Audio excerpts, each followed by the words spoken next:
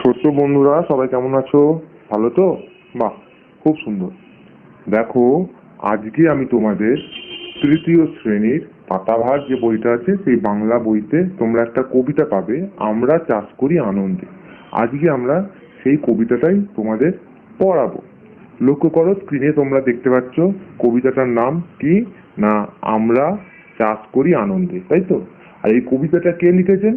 দেখো লেখা আছে এখানে, এই কবিতাটা লিখেছেন রবীন্দ্রনাথ ঠাকুর। তাহলে প্রত্যেকবারের মতো আমরা এই নতুন কিছু পড়ার আগে সেই কবিতাটা যিনি লিখেছেন সেই কবি সম্পর্কে কিছু জেনে নেব। চলো আমরা জেনে নিই রবীন্দ্রনাথ সম্পর্কে কিছু তথ্য। দেখো, রবীন্দ্রনাথ ঠাকুর এমন একজন কবি ছিলেন বা লেখক ছিলেন, তার সম্পর্কে কম বেশি কিন্তু আমরা সবাই কিছু না কিছু জানি। তাও আমরা আরো কিছু এখন আলোচনা করে নিচ্ছি, শোনো। এই রবীন্দ্রনাথ ঠাকুর জন্মগ্রহণ করেছিলেন কলকাতার জোড়াসাঁকোর ঠাকুর পরিবারে। তিনি 1861 খ্রিস্টাব্দে জন্মগ্রহণ করেছিলেন। তোমরা জানো 25শে বৈশাখ অর্থাৎ বৈশাখ মাসের 25 তারিখ দিনটি আমরা পালন করি রবীন্দ্র জয়ন্তী হিসেবে, কারণ তিনি বাংলার মাস বৈশাখ মাসে 25 তারিখে কিন্তু জন্মগ্রহণ করেছিলেন। সেই জন্যই আমরা ওই দিনটিকে রবীন্দ্র জয়ন্তী হিসেবে পালন করি। আর এই মহান ব্যক্তি মারা যান 1941 খ্রিস্টাব্দে। দেখো, রবীন্দ্রনাথ ঠাকুরের বাবা ছিলেন মহর্ষি দেবেন্দ্রনাথ ঠাকুর। তিনি কিন্তু ছিলেন পরম ধার্মিক মানুষ, আর তার মা ছিলেন সারদা দেবী। অল্প বয়স থেকেই ঠাকুর বাড়িতে থেকে তিনি প্রকাশিত ভারতী ও বালক পত্রিকায় নিয়মিত লিখতেন। সহজ পাঠ বইটার কথা তোমরা সবাই জানো, তাই তো? এই সহজ পাঠ কিন্তু লিখেছিলেন কে? এই রবীন্দ্রনাথ ঠাকুর। এছাড়াও রবীন্দ্রনাথ ঠাকুরের অনেক বিখ্যাত বিখ্যাত বই আছে, যেমন কথা ও কাহিনী, রাজর্ষি, ছেলেবেলা, শিশু, শিশু ভোলানাথ, হাস্য কৌতুক, ডাকঘর ইত্যাদি ইত্যাদি অনেক। এই রবীন্দ্রনাথ ঠাকুর প্রচুর গল্প বা বই লিখে গেছেন। আমরা তো কয়েকটার নাম করলাম মাত্র, এগুলো যেগুলো সব খুব উল্লেখযোগ্য। এছাড়াও তার বহু রচনায় মধ্যে তিনি শিশু বা কিশোরদের আকৃষ্ট করেছেন। এই রবীন্দ্রনাথ তার দীর্ঘ জীবনের অজস্র কবিতা, গল্প, নাটক, গান, উপন্যাস, প্রবন্ধ লিখে গেছেন। অর্থাৎ সাহিত্যের এমন কোনো দিক নেই যেখানে তিনি তার পেন স্পর্শ করাননি। শুধু তাই নয়, তিনি কিন্তু অনেক গানও রচনা করে গেছেন। আর গীতাঞ্জলি কাব্য রচনার জন্য তিনি 1913 সালে নোবেল পুরস্কার পেয়েছিলেন। আর তোমরা জেনে রাখো, আমাদের দেশে ইংরেজরা এই রবীন্দ্রনাথ ঠাকুরকে নাইট উপাধি প্রদান করেছিল, কিন্তু জালিয়ানওয়ালাবাগের যে হত্যাকাণ্ড আছে তার প্রতিবাদ করার জন্য, তার প্রতিবাদ করতে গিয়ে, তার প্রতিবাদ করে রবীন্দ্রনাথ ঠাকুর তার নাইট উপাধি ত্যাগ করেছিলেন। তাহলে এখান থেকে তোমাদের বেশ কিছু প্রশ্ন আসতে পারে রবীন্দ্রনাথ ঠাকুরকে কেন্দ্র করে। যেমন হতে পারে যে বিশ্বকবি কাকে বলা হয়? তোমরা বলবে রবীন্দ্রনাথ ঠাকুরকে, কারণ তিনি শুধু তার এই যে খ্যাতি সেটা আমাদের দেশ পেরিয়ে বিশ্বে গিয়ে পৌঁছেছিল, সেই জন্য তাকে কিন্তু বিশ্বকবি বা বিশ্বকবি বলা হয়, অর্থাৎ বিশ্বকবি রবীন্দ্রনাথ ঠাকুর। এখান থেকে প্রশ্ন আসতে পারে রবীন্দ্রনাথ ঠাকুর কত খ্রিস্টাব্দে জন্মগ্রহণ করেছিলেন? তাহলে তোমরা বলবে রবীন্দ্রনাথ ঠাকুর 1861 খ্রিস্টাব্দে জন্মগ্রহণ করেছিলেন।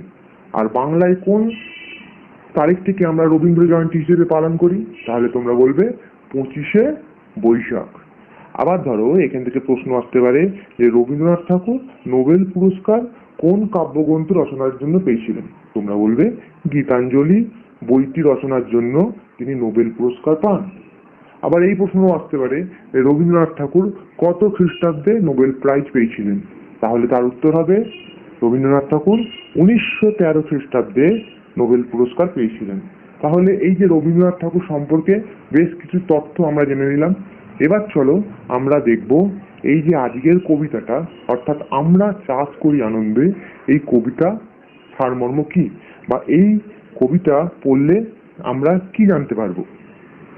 দেখো, এইখানে যে কবিতাটা আছে যে আমরা চাষ করি আনন্দে, এই কবিতাটা যদি পড়ো তাহলে তোমরা বুঝতে পারবে এখানে বলা হয়েছে একজন চাষির কথা। সেই চাষি যে আনন্দের সাথে চাষ করে চলে। অর্থাৎ এখানে কোনো একজন চাষির কথা কিন্তু বলা হয়নি, এইখানে পুরো সমগ্র চাষিদেরকেই বলা হয়েছে। এবং তারা কি করে না আনন্দের সঙ্গে চাষ করে। তার সকাল থেকে সন্ধে মাঠের মধ্যেই কাটে। গ্রীষ্ম বর্ষা, অর্থাৎ গ্রীষ্ম পেরিয়ে বর্ষা আসে, ঠিক আছে, এরকম ভাবে ঋতু পরিবর্তন হতে হয়, কিন্তু তিনি প্রত্যেকটা ঋতু ধরেই তার কাজ আনন্দের সঙ্গে করে যান ক্ষেতের মধ্যে। চষা মাটির সোঁদা গন্ধ সারা বাতাসে ভেসে বেড়ায়। চষা মাটির সোঁদা সোঁদা গন্ধ সারা বাতাসে ভেসে বেড়ায়। এরপর ফসল বেড়ে ওঠে, তখন সারা মাঠ সবুজ হয়ে যায় এক সময়। ধানের শীষ বেরোলে চাষির মনে পুলক জাগে বা আনন্দ হয়। ক্রমশ ফসল পাকতে থাকে। তারপরে আসে অঘ্রাণ মাস। ধানের শীষগুলো তখন সোনালী বর্ণের হয়ে যায়, পেকে ওঠে। আর অঘ্রাণের সোনার রোদে এবং পূর্ণিমার চাঁদের আলোয় সারা পৃথিবী যেন হাসতে থাকে।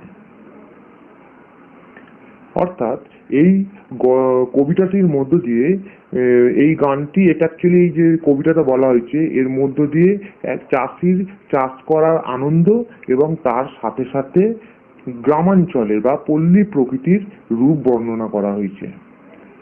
সেই সঙ্গে কবির কলমে গ্রাম বাংলার কয়েকটি ঋতুও কিন্তু এখানে উল্লেখ রয়েছে। তোমরা কবিতাটা পড়লে বুঝতে পারবে। দেখো, গানটির মূল বিষয়বস্তু হলো চাষ করা এবং এই চাষ করা থেকে প্রাপ্ত আনন্দ। সেই কারণেই আমরা চাষ করি আনন্দ এই কবিতাটার নামের সার্থকতা। অর্থাৎ এই কবিতার মূল বিষয়বস্তু হলো চাষ করা এবং সেই চাষ করার থেকে আনন্দ পাওয়া।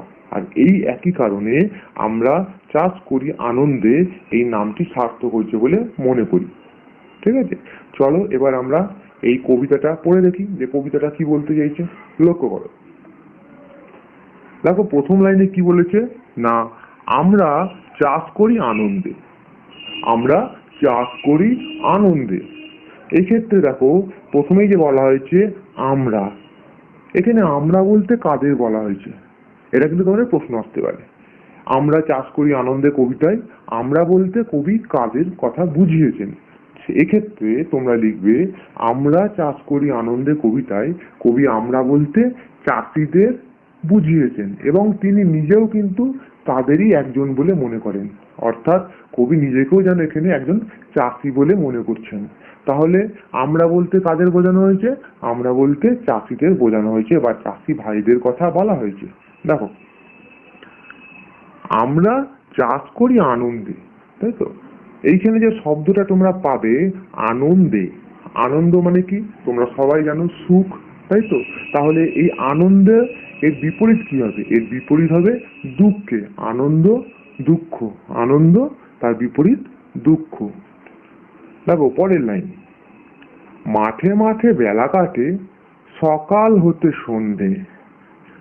কি বলছে? মাঠে মাঠে বেলা কাটে সকাল হতে সন্ধে। এখানে মাঠে মাঠে, এই মাঠ, তাই তো? মাঠ কি? মাঠ মানে ক্ষেত, কিন্তু বানানটা লক্ষ্য রাখবে। ক্ষেত বানান হলো কয়ের মধ্যে নিশ্চয়ই কি হয়? একার ত, ক্ষেত। এই ক্ষেত মানে মাঠ বা জমি। দেখো, চাষিদের বেলা কোথায় কাটে? যারা চাষাবাদ করে তাদের তো সারাদিন মাঠে মাঠেই কেটে যায়, তাই তো? চাষ করা তো এত সোজা কাজ নয়। প্রথমে মাটি চষতে হবে লাঙল দিয়ে, তারপর সেখানে বীজ পুঁততে হবে, তারপর সেই বীজের যত্ন করতে হবে, তারপর সেই বীজ ফুটে যখন চারা গাছ হবে সেই চারা গাছকে সঠিক উপায়ে আস্তে আস্তে যত্ন করে বড় করে তুলতে হবে। তারপর সেই গাছে যাতে পোকা না লাগে সেই জন্য মাঝে মাঝে স্প্রে করতে হয়, কীটনাশক দিতে হয়। আর এইভাবে যত্ন করতে করতে একদিন বীজ থেকে চারা গাছ হয়, তারপর সেই চারা গাছ থেকে আমরা ফসল পাই। যখন আস্তে আস্তে গাছটা বড় হয় তারপরে তো সেই ফসল কাটা হয়। তাহলে এই সমস্ত কাজ করতে কিন্তু চাষিকে বেশিরভাগ সময় মাঠের মধ্যে থাকতে হয়। সেই জন্য এখানে বলা হয়েছে যে আমরা চাষ করি আনন্দে। কিন্তু এই যে চাষ করছে, এত খাটছে, এই খাটনিতে কিন্তু চাষিদের মধ্যে কোনো ক্লান্তি নেই বা দুঃখ নেই। তারা আনন্দের সঙ্গে তাদের কাজ করে যাচ্ছে এবং তাদের দিন রাত কাটছে মাঠের মধ্যে। দেখো এখানে সেটাই বলা হয়েছে, আমরা চাষ করি আনন্দে, মাঠে মাঠে বেলা কাটে। অর্থাৎ তাদের সারাটা বেলা কিন্তু মাঠে মাঠেই কেটে যাচ্ছে। কখন না, সকাল থেকে সন্ধে, অর্থাৎ সকাল থেকে সন্ধে পর্যন্ত তাদের যে বেলাটা, যে সময়টা কাটছে সেটা মাঠের মধ্যেই কেটে যাচ্ছে। কেন কাটছে মাঠের মধ্যে? কারণ তারা চাষাবাদ করছে, এবং চাষাবাদ করতে তাদের যে সময়টা দিতে হচ্ছে তাতে সকাল থেকে সন্ধে গড়িয়ে যাচ্ছে, এবং তারা মাঠের মধ্যেই থেকে যাচ্ছে। কিন্তু এই কাজে তাদের এতটুকু দুঃখ নেই, এতটুকু কষ্ট নেই, তারা কিন্তু আনন্দের সঙ্গে এই কাজ করছে। সেই জন্য এখানে বলা হয়েছে আমরা চাষ করি আনন্দে। দেখো আনন্দে, তাদের কিন্তু কোনো দুঃখ নেই এই কাজে, আনন্দের সঙ্গে তারা এই কাজ করে। আবার দেখো, আমরা চাষ করি আনন্দে, মাঠে মাঠে, এই যে মাঠে মাঠে বেলা কাটে, সকাল হতে সন্ধে। তোমাদের বললাম একটু আগে, মাঠে অর্থাৎ খেতে, বানান ক্ষয় মধ্যে একার তো একার, খেতে। আবার দেখো এখানে আর একটা তোমরা শব্দ পাবে, যে সকাল আর সন্ধে, এই দুটো কিন্তু একটা অপরটার বিপরীত শব্দ। দেখো পাশাপাশি আছে, সকাল সন্ধে, ঠিক আছে, এটা কিন্তু সকাল সন্ধে, এটা একটা বিপরীত শব্দ হয়ে গেল। দেখো তারপরে কি বলছে, রৌদ্র ওঠে। আর একটা কথা জেনে রাখো, এখানে যে বলা হয়েছে বেলা কাটে, বেলা মানে কি? বেলা মানে সময়। এটা অর্থাৎ এই চাষি ভাইদের সময় কাটছে বা বেলা কাটছে সকাল থেকে সন্ধে, কোথায় না মাঠে মাঠে। এই তাহলে এখানে বলা হয়েছে মাঠে মাঠে বেলা কাটে, অর্থাৎ মাঠে মাঠে সময় কাটছে। তাহলে বেলা মানে কি? বেলা মানে এখানে সময়।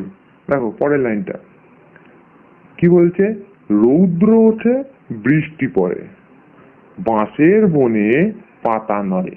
তার মানে কি?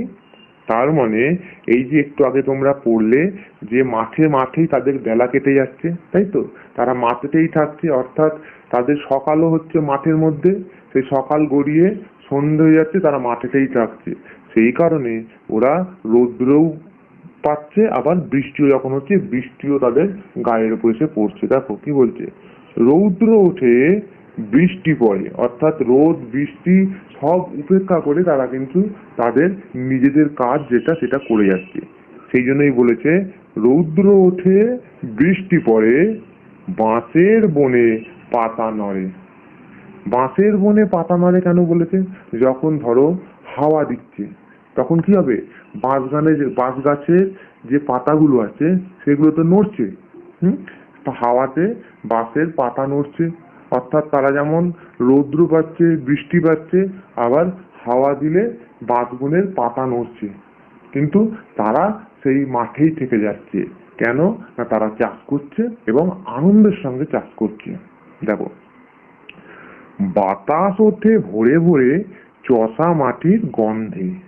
আর তার সঙ্গে কি হচ্ছে, বাতাস ভরে উঠছে কিসে না, চষা মাটির গন্ধে। দেখো বাতাস ওঠে ভরে ভরে মানে কি, মানে এরই সঙ্গে বাতাসে ভরে উঠছে, বাতাসে ভেসে আসছে কিসে না, চষা মাটির গন্ধে। এখন তোমাদের প্রশ্ন হতে পারে মনের মধ্যে যে চষা মাটিটা কি স্যার, তাই তো, চষা মাটি কি? এই চষা মাটি মানে চাষ করা মাটিকেই চষা মাটি বলে। দেখো যখন চাষ করা হয় সে সময় যে মাটিটা চষা মাটি, চাষ করা মাটি, সেটাকেই বলা হয় চষা মাটি। চষা মাটির কিন্তু একটা অদ্ভুত গন্ধ আছে। এই অদ্ভুত গন্ধটা কিরকম, যারা গ্রামের দিকে থাকো তারা কিন্তু এটা খুব ভালোভাবে বুঝতে পারবে, আর যারা হয়তো শহরের দিকে আছো এখনো গ্রাম ঘুরতে যাওনি, তারা যখন পরবর্তীকালে গ্রামে নিশ্চয়ই যাবে ঘুরতে, তখন তোমরা সেই অনুভূতিটা পাবে।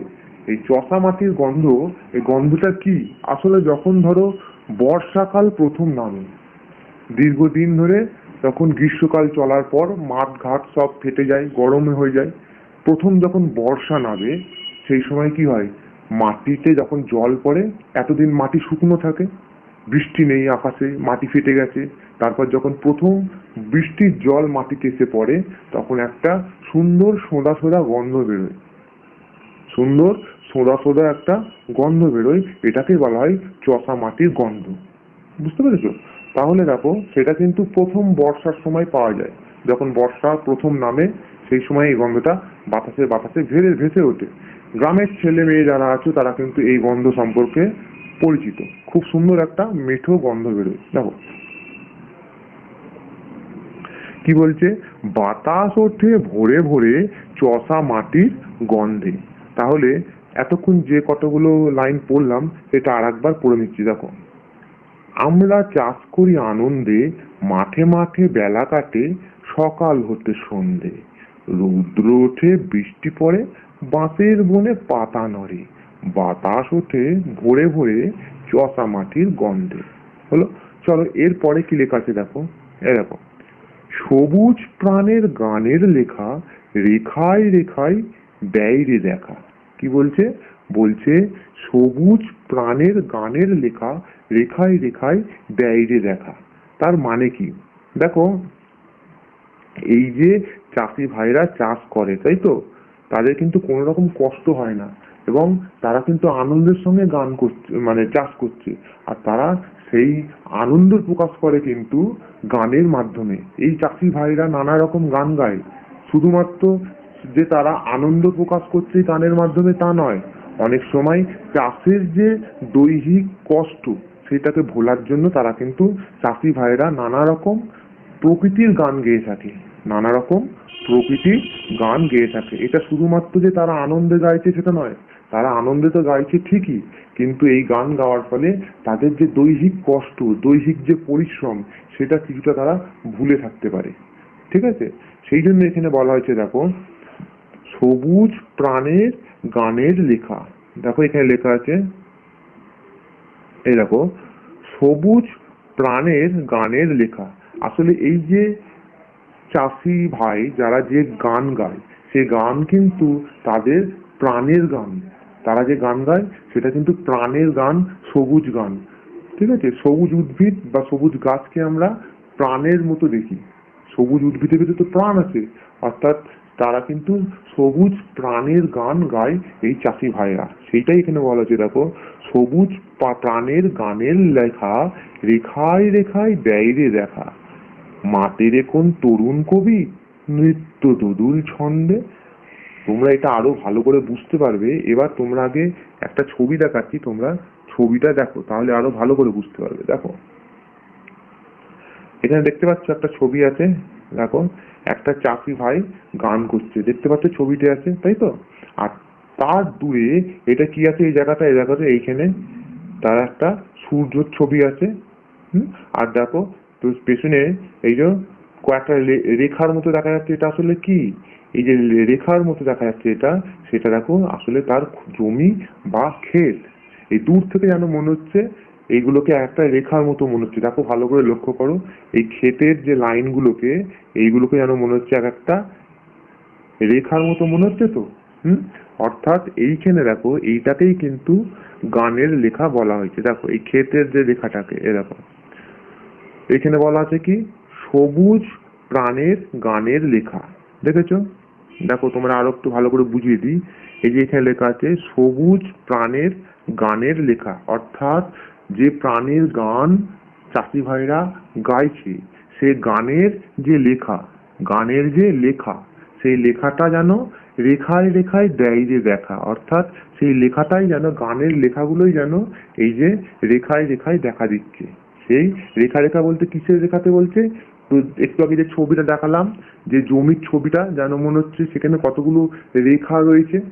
পুরো জমিটাকে দেখে কি মনে হচ্ছে, দূর থেকে মনে হচ্ছে যেন কিছু রেখা সেখানে রয়েছে। আসলে সেই রেখাগুলো কিছুই নয়, কবি কবিতার ভাষায় এখানে বলেছে যে সবুজ প্রাণের গানের লেখা। এইগুলোকে গানের লেখা হিসেবে তিনি তুলনা করেছেন। তিনি মনে করছেন এই যে রেখার মতো দেখাচ্ছে জমিটাকে, যে ক্ষেতটাতে যে ফসল ভর্তি ক্ষেত, দূর থেকে যে রেখার মতো যে মনে হচ্ছে, এই রেখাগুলো আসলে কবি তার কবিতার ছন্দে, কবিতার ভাষায় এটাকে এভাবে প্রকাশ করেছেন যে এই রেখাগুলো যেন গানের লেখা। এই রেখাগুলো আর কিছুই না, এইগুলোকে তিনি গানের লেখা বলেছেন। এবং সেই গানগুলো কে লিখেছেন, না লিখেছেন কে, না তরুণ কবি। ঠিক আছে, এই দেখো, মাপের এখন তরুণ কবি নৃত্য দোদুল ছন্দে। অর্থাৎ এখানে বলতে চাইছেন এই যে গানের লেখা, ঠিক আছে, যেটা সবুজ প্রাণের গানের লেখা, এই লেখাগুলো কি হচ্ছে না রেখায় রেখায় ব্যয়রে দেখা, অর্থাৎ রেখা হিসেবে দেখা দিচ্ছে, যেই ছবিটা তোমরাকে একটু আগে দেখালাম। আর তার নিচে লেখা আছে দেখো, মাতেরে কোন তরুণ কবি নৃত্য দোদুল ছন্দে, অর্থাৎ যখন তরুণ কবি, এখানে এই তরুণ কবি কে, কাকে এখানে তরুণ কবির কথা বলা হয়েছে? এখানে যুবক যে কম বয়সী চাষি ভাই আছে, যারা মাঠে খেটে খেটে ফসল ফলাচ্ছে এবং তারা আনন্দ উপলব্ধি করছে, আনন্দ প্রকাশ করছে গানের মাধ্যমে, তথা তারা দৈহিক যে তাদের পরিশ্রম সেটা লাঘবের জন্য, কমানোর জন্য তারা গান গাইছে, তাই তো? সে তাদেরই বলা হয়েছে তরুণ কবি। সেই জন্য বলা হয়েছে মাতেরে কোন তরুণ কবি নৃত্য দোদুল ছন্দে, অর্থাৎ নাচ গানের ছন্দ, ছন্দের সঙ্গে সঙ্গে, নাচের সঙ্গে সঙ্গে দুলতে দুলতে একজন তরুণ কবি তথা যুবক চাষি, সে যেই গান গাইছে সেই গানের লেখাগুলো যেন বলা যাচ্ছে কি না, মনে হচ্ছে যে রেখায় রেখায় দেখা দিচ্ছে। বুঝতে পেরেছো? পরের লাইনটা দেখো। আর এইখান থেকে একটা জিনিস লক্ষ্য রাখবে, এখানে দেখো, এখানে লেখা আছে কি না তরুণ, দেখেছো? ত রয়হস্য মূর্ধন্য, তরুণ কবি। আর এই তরুণ কথার অর্থ কি? এই তরুণ কথার অর্থ হচ্ছে যুবক। তরুণ কথার অর্থ যুবক। আর তরুণ কবি বলতে কাকে বলা হয়েছে? এখানে তরুণ কবি বলতে কাকে বলা হয়েছে? এখানে তরুণ কবি বলতে বলা হয়েছে যে যুবক চাষি ভাইদের কথা। ঠিক আছে? যে গান করতে করতে মাঠে কাজ করছে, একই সঙ্গে আনন্দ উপভোগ করছে। দেখো পরের লাইন, তাহলে কত অব্দি হলো আরেকবার পড়ে দিচ্ছি। দেখো, সবুজ প্রাণের গানের লেখা রেখায় রেখায় দেয় রে দেখা, মাতেরে কোন তরুণ কবি নৃত্য দোদুল ছন্দে। পরের লাইন দেখো, ধানের শীষে পুলক ছোটে, ধানের শীষে পুলক ছোটে, তাই তো? এই শীষ মানে কি? ধান কি তো তোমরা সবাই জানো। ধান কি? ধান হচ্ছে আমাদের প্রধান খাদ্যশস্য। আমরা যে বাড়িতে ভাত খাই, সে ভাত কোথা থেকে পাই? চাল থেকে। আর চাল থাকে ধানের ভেতরে, অর্থাৎ ধান থেকে যে চাল হয়, সে চাল থেকেই হয় আমাদের খাবার ভাত। তাহলে ভাত বা চাল হচ্ছে আমাদের প্রধান খাদ্যশস্য, অর্থাৎ ধান আমাদের প্রধান খাদ্যশস্য, তোমরা সবাই জানো। আর এখানে কি বলা হয়েছে? ধানের শীষে, দেখো লেখা আছে শীষে। এই শীষ কথার অর্থ কি? ধান কি তোমরা সবাই জানো। আর শীষ হলো কি? এই শীষ হলো ধানের যে ওপরের অংশ, ধান গাছের একদম ওপরের অংশটাকে বলা হয় ধানের শীষ। ধান গাছের যে ওপরের অংশটাকে, তাকে বলা হয় ধানের শীষ। কি বলছে দেখো, ধানের শীষে পুলক ছোটে। আর পুলক শব্দের অর্থ কি? পয়হস্যু লক পুলক। পুলক শব্দের অর্থ হচ্ছে আনন্দ। অর্থাৎ দেখো বলা হচ্ছে কি ধানের শীষে পুলক ছোটে, তার মানে কি ধানের শীষ অর্থাৎ ধান গাছের যে উপরের অংশ, সেইখানে যেন আনন্দ ছুটে বেড়াচ্ছে, তাই তো? সেই লাইনটার মানে এটাই যে ধানের শীষে পুলক ছোটে, অর্থাৎ ধানের শীষের ওপর দিয়েও যেন মনে হচ্ছে আনন্দ ছুটে বেড়াচ্ছে। তার নিচে লেখা আছে দেখো, সকল ধরা হেসে ওঠে, সকল ধরা হেসে ওঠে। দেখো লক্ষ্য করো, এখানে ধরা, ধর একার ধরা, ধরা কথার মানে কি? ধরা কথার মানে হলো ধরিত্রী বা পৃথিবী। ধরা কথার অর্থ হলো ধরিত্রী বা আমাদের পৃথিবী। তাহলে কি বলছে দেখো, সকল ধানের শীষে পুলক ছোটে, সকল ধরা হেসে ওঠে। দেখেছো? অর্থাৎ ধানের শীষে আনন্দ, সে ধানের শীষের ওপর দিয়ে যেন ছুটে বেড়াচ্ছে, আর যার ফলে পুরো আমাদের পৃথিবীটা হেসে উঠছে, চারিদিকে আনন্দের গান, চারিদিকে হাসির ছোঁয়া। এই কবিতার মধ্য দিয়ে কিন্তু এটাই প্রকাশ পেয়েছে। দেখো পরের লাইনটা কি বলছে, অঘ্রাণেরই সোনার রোদে। অর্থাৎ এখানে কিন্তু একটা মাস, বাংলায় যে 12খানা মাস আছে, বৈশাখ জ্যৈষ্ঠ আষাঢ় শ্রাবণ ভাদ্র আশ্বিন কার্তিক অগ্রহায়ণ পৌষ মাঘ ফাল্গুন চৈত্র, সেই অগ্রহায়ণ যেটা আমরা বলি অঘ্রাণ, সেটাকে এখানে বলা হয়েছে। অর্থাৎ অঘ্রাণ মাস হচ্ছে বাংলায় যে 12খানা মাস আছে তার মধ্যে একটা। কি বলা হয়েছে দেখো, অঘ্রাণেরই সোনার রোদে পূর্ণিমারই চন্দ্রে। অর্থাৎ ধানের শীষে পুলক ছুটছে কখন না, অঘ্রাণ মাসের সোনার রোদে আর পূর্ণিমার চন্দ্রে। অর্থাৎ যখন অঘ্রাণ মাসে সকালের দিকে যখন রোদ্দুর ওঠে, সেই সোনার রোদ্দুরে যেমন সকল ধরা হেসে উঠছে, একই সঙ্গে সেই সময় যখন পূর্ণিমা আসে, পূর্ণিমা মানে কি, পূর্ণিমা মানে যেই সময় চাঁদ আকাশে গোটা দেখা যায়। তোমরা জানো পূর্ণিমা আর অমাবস্যা দুটোই তোমরা জানো। কি পূর্ণিমার ক্ষেত্রে কি হয় না, আকাশে সম্পূর্ণ গোটা চাঁদ দেখা যায় এবং চারিদিকে আলোকিত থাকে। সেই পূর্ণিমার আলোয় কিন্তু কি হয় না, যখন সেই পূর্ণিমার আলো, চাঁদের আলো যখন জমিতে এসে পড়ে রাত্রিবেলায়, সেই জমিতে খুব সুন্দর দেখায়। তখন যেন মনে হচ্ছে আমাদের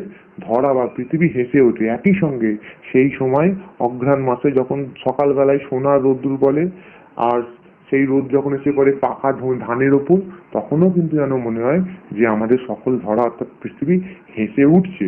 দেখো তাহলে এখানে একটু আগেই বলেছিলাম পড়াবার আগে যে তোমাদের এই কবিতার মধ্য দিয়ে একদিকে যেমন চাষ করার আনন্দ প্রত্যেকটা লাইনে লাইনে ফুটে উঠেছে, তারই সঙ্গে এখানে কিন্তু প্রকৃতির রূপ সেটাও ফুটে উঠেছে। আবার কিছু বাংলা মাসের নামও কিন্তু এখানে বলা হয়েছে, যেমন অঘ্রাণ মাস, তাই তো।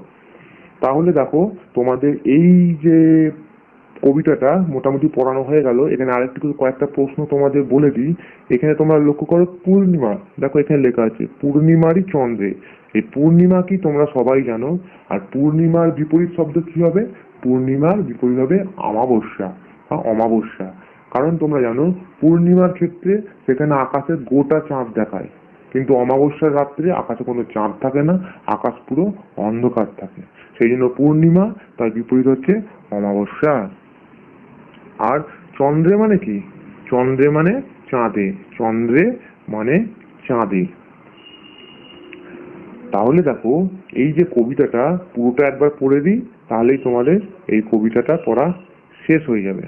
দেখো লক্ষ্য করো, আমরা চাষ করি আনন্দে, আমরা চাষ করি আনন্দে, মাঠে মাঠে বেলা কাটে সকাল হতে সন্ধে, রৌদ্র ওঠে বৃষ্টি পড়ে বাঁশের বনে পাতা নড়ে, বাতাস ওঠে ভোরে ভোরে চষা মাটির গন্ধে, সবুজ প্রাণের গানের লেখা রেখায় রেখায় দেয় রে দেখা, মাতে রে কোন তরুণ কবি নৃত্য দোদুল ছন্দে, ধানের শীষে পুলক ছোটে সকল ধরা হেসে ওঠে, অঘ্রাণেরই সোনার রোদে পূর্ণিমারই চন্দ্রে।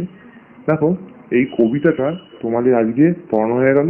এবার কয়েকটা প্রশ্ন তোমাদের এখান থেকে বলিয়ে দেবো, মানে ধরো অনুশীলনী প্রশ্নগুলো তোমাদের করিয়ে দেবো পরের ক্লাসে।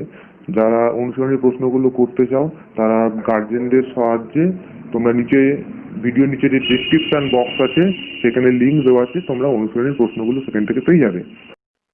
গার্জেনদের উদ্দেশ্যে বলছি, যদি ভিডিওটি ভালো লাগে বা ভিডিওটি যদি আপনার ছেলে বা মেয়ের ভালো লাগে বা ওদের যদি কোনো কাজে লাগে, উপকারে আসে, তাহলে ভিডিওটিকে একটু লাইক করে দেবেন।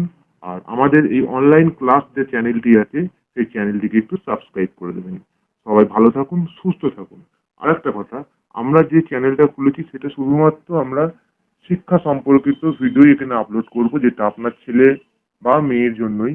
যদি ওদের কোথাও কোনো রকম কিছু বুঝতে অসুবিধা হয় বা কোনো সমস্যা থেকে থাকে, আপনারা কিন্তু কোনো রকম দ্বিধাবোধ করবেন না, আমাদের কমেন্টে লিখে জানাবেন। আমরা যথাসাধ্য চেষ্টা করব তাদের সমস্যার সমাধান করে দেওয়ার। সবাই ভালো থাকুন, সুস্থ থাকুন।